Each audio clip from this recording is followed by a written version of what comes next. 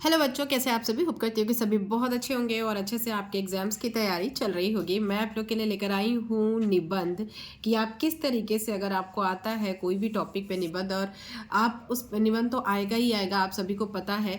But ये है कि अगर आपको उस टॉपिक के बारे में आपने बिल्कुल पढ़ा नहीं है तो आप किस तरीके से लिखेंगे कि आपको पूरे के पूरे मार्क्स आपके मिले। ठीक है, तो मैं एक बहुत ही ऐसा टॉपिक लेकर आई हूँ, जैसा कि आप सामने देख पा रहे होंगे, पर्यावरण प्रदूषण समस्या और निदान। तो पर्यावरण प्रदूषण से रिलेटेड मतलब आपको एक निबंध जरूर पूछता है, हर साल पूछता है। और इसका प्रूफ मैं आपको दिखा सकती हूँ। आप पिछले साल के पेपर्स उठा के देख सकते हैं। जैसे कि मैं ये आपको बताऊं, ये वाला हम लोग का पेपर है 2023 का। ठीक है, बोर्ड 2023 का पेपर है। और इसमें आप देख सकते हैं, देखिए, पर्यावरण की सुरक्षा। ठीक है, निम्नलिखित में से किसी एक विषय पर निबंध लिखिए और पर्यावरण की सुरक्षा, वृक्षों की उपयोगिता, विद्यार्थी और अनुशासन, राष्ट्रीय एकता अखंडता और इंटरनेट का दैनिक जीवन में अनुप्रयोग। तो ये सारे आए हैं। ठीक है, तो पर्यावरण से रिलेटेड कौन सा टॉपिक है हमारा? पर्यावरण की सुरक्षा। ठीक है, तो अगर पर्यावरण की सुरक्षा आ गया, या फिर ये 2023 का था, अब 2022 में भी मैं आपको दिखा देती हूँ। देखो, 2022 में क्या पूछा है? पर्यावरण प्रदूषण, उसकी रोकथाम में आपका योगदान। ठीक है, तो ये एक ऐसा पॉइंट है ना, मतलब ये एक ऐसा टॉपिक है जो हर साल आपको लगातार पूछा जाता है। कैसे? कि भाई पर्यावरण से रिलेटेड कोई भी, मतलब किसी दूसरे तरीके से कोई भी, मतलब कुछ भी पूछ सकता है। पर्यावरण प्रदूषण के बारे में बताओ, या पर्यावरण की सुरक्षा कैसे की जा सकती है, मतलब पर्यावरण की सुरक्षा टॉपिक हो गया। मतलब इस तरीके से आपको बहुत ज़्यादा, मतलब इस टाइप के क्वेश्चन पूछे जाते हैं कि पर्यावरण से रिलेटेड कोई ना कोई आपको एक निबंध जरूर लिखने के लिए आता है। और इसमें अगर आपको फुल मार्क्स चाहिए तो एक तरीका होगा लिखने का, एक तरीका होता है कि भाई इस तरीके से लिखेंगे तो एग्जामिनर जो है वो ज़्यादा देखेगा नहीं और किस तरीके से आपको नंबर दे देगा। इस तरीके से मान लीजिए ये एग्जाम की कॉपी आप ऐसे रखे हैं, आपने ऐसे लिखा है। देखिए, प्रश्नोत्तर संख्या, आपका जो भी प्रश्न का संख्या होगा, मतलब जिस भी प्रश्न में ये नंबर, कोई भी प्रश्न नंबर होगा, उसका संख्या लिखना है। ठीक है, सबसे पहले आपको यही लिखना होता है बोर्ड कॉपी में। भाई आप कोई भी आंसर लिखने जा रहे हैं तो उसके पहले आपको प्रश्नोत्तर, मतलब प्रश्न का उत्तर संख्या, कि हम कौन से प्रश्न का उत्तर लिख रहे हैं, उसकी संख्या यहाँ पे आपको बतानी होती है। हमेशा आप याद रखिएगा कि ये तो आपको लिखना ही लिखना होता है। आपके सामने मैं इसको लिख के बताऊंगी कि किस तरीके से, अगर आपको नहीं पता है तो आप लिखेंगे पर्यावरण प्रदूषण समस्या और निदान टॉपिक लिखा है। बट आप इसको कोई भी, मतलब पर्यावरण से रिलेटेड कुछ भी टॉपिक आपका आए तो आपको वही लिखना है जो मैं आपको बता रही हूँ, और आपको फुल मार्क्स मिलेंगे, इसमें बिल्कुल भी नंबर नहीं कटेंगे।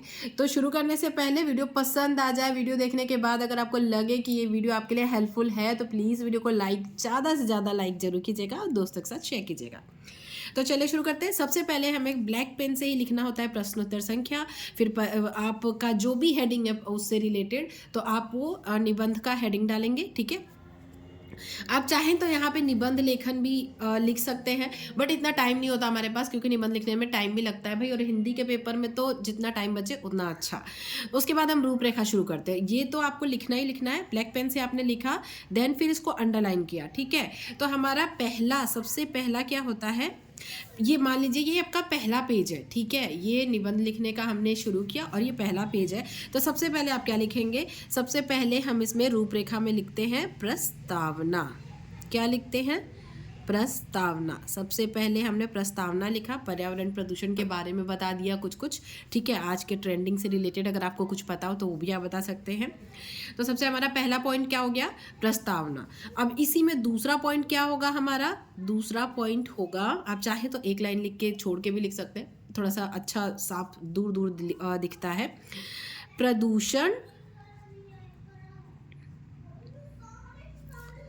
का अर्थ, या फिर आप ये भी लिख सकते हैं पर्यावरण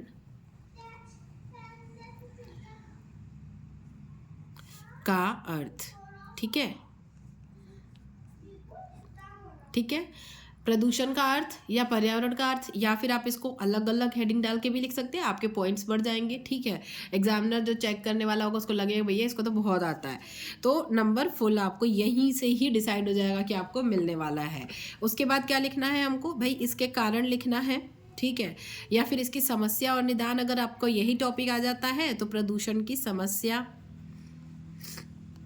तो प्रदूषण की समस्या अगर आपने हेडिंग डाला है तो उसमें प्रदूषण की समस्या से रिलेटेड ही आपको सारी चीज़ें लिखनी है कि प्रदूषण भाई आज के टाइम पे सबसे बड़ी समस्या बन गई है, ठीक है। तो किस किस टाइप के प्रदूषण है उसमें आप लिख सकते हैं, आपके पास बहुत कुछ है इस टॉपिक में लिखने के लिए, ठीक है। उसके बाद हमने क्या लिखा, इसके कारण, चौथा पॉइंट प्रदूषण, या फिर इसके आगे आप लिख सकते हैं पर्यावरण प्रदूषण, ठीक है। मैंने सिर्फ प्रदूषण लिखा है, आप लिख सकते हो पर्यावरण प्रदूषण। तो प्रदूषण के समस्या लिख लिया हमने, अब कारण, ठीक है, क्या क्या कारण है उसके ये भी आप लिख देंगे। और बहुत शॉर्ट एंड स्वीट लिखना है आपको, मतलब ऐसा नहीं कि एक ही टॉपिक में लिखे जा रहे हैं बहुत फैला के लिख रहे हैं, ऐसा नहीं होना चाहिए, क्योंकि नंबर तो आपको उतने ही मिलने हैं। बस आपको यहाँ पे हेडिंग्स आप बढ़ा सकते हैं, ठीक है। प्रदूषण के कारण हो गया। अब दूषित पर्यावरण प्रदूषण से बचाव, पर्यावरण प्रदूषण से बचाव, ठीक है, ये हमने कर लिया। या फिर आप कह सकते हो यहाँ पे निदान हमारा लिखा हुआ है तो आपने यहाँ पे निदान लिख दिया, ठीक है। निदान हो गया हमारा, ये 5 पॉइंट हो गए। अब इसमें चाहो तो आप और भी लिख सकते हो, इसके कारण हमने लिख लिया, समस्या लिख ली, भाई उसका अर्थ क्या होता है लिख लिया, फिर उसके बाद उसका बचाव निदान भी लिख लिया। अब आप इसमें चाहो तो कुछ और भी, जैसे आजकल चल रहा है बहुत सारे कैंपेन चला रही है सरकार प्रदूषण को रोकने के लिए, उससे रिलेटेड भी मतलब नए क्या क्या चल रहे हैं वो भी आप लिख सकते हो।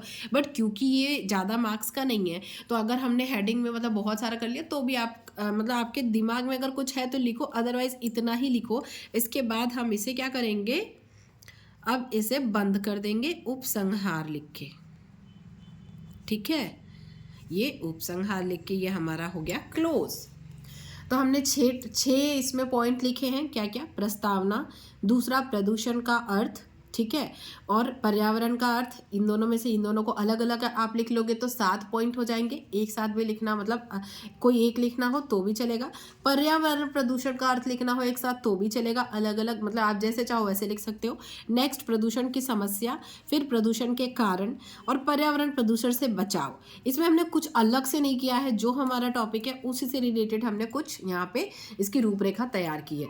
अब मैं आपको बताऊँ कि सिर्फ यही देख के एग्जामिनर आगे अंदर नहीं पढ़ता है, आप इतना लिखोगे और फिर उसके बाद पहला, जैसे यहाँ पे आपने प्रस्तावना लिख के, प्रस्तावना, और आपने बढ़िया से हेडिंग ये शुरू की और इसमें 4 लाइन लिखते हो, ठीक है, और ऐसे ऐसे करके आप इसे बढ़ाते जाते हो।